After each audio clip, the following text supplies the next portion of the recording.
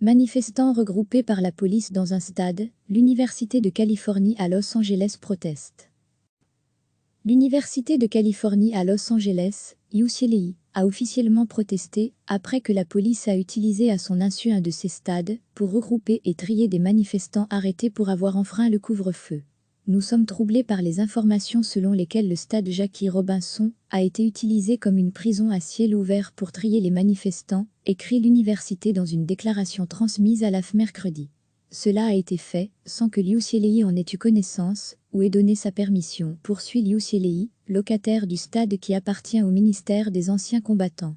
La police de Los Angeles a vidé les lieux et nous les avons informés que nous n'autoriserions pas qu'ils soient de nouveau utilisés comme centre de tri, souligne l'université.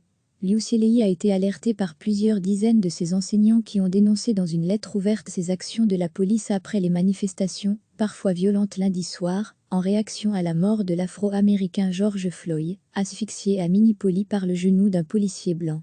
Contactée par l'AF, la police de Los Angeles n'avait pas réagi mercredi.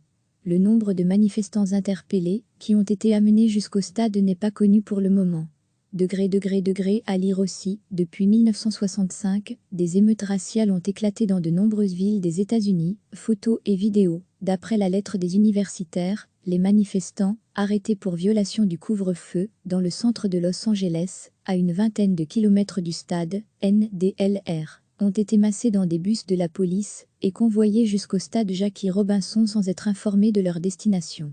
Ils ont été détenus dans ces bus pendant 5 à 6 heures, sans avoir accès à des toilettes, de la nourriture, de l'eau, des informations ou des soins médicaux, affirment les signataires de la lettre. Ironie du sort, Jackie Robinson, qui a donné son nom au stade, est le premier joueur noir à avoir intégré le championnat de baseball américain en 1947, mettant un terme à la ségrégation raciale qui sévissait jusqu'alors dans ce sport.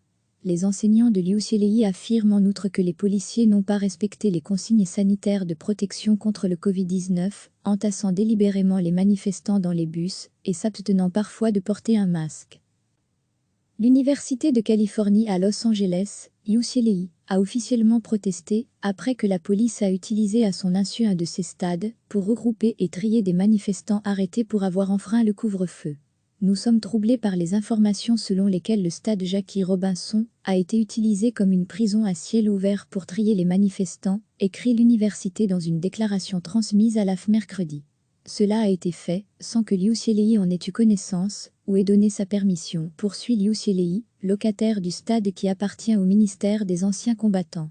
La police de Los Angeles a vidé les lieux et nous les avons informés que nous n'autoriserions pas qu'ils soient de nouveau utilisés comme centre de tri, souligne l'université.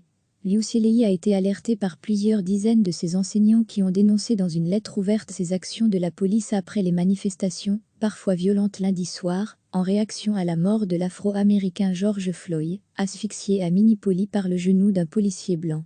Contactée par l'AF, la police de Los Angeles n'avait pas réagi mercredi. Le nombre de manifestants interpellés qui ont été amenés jusqu'au stade n'est pas connu pour le moment.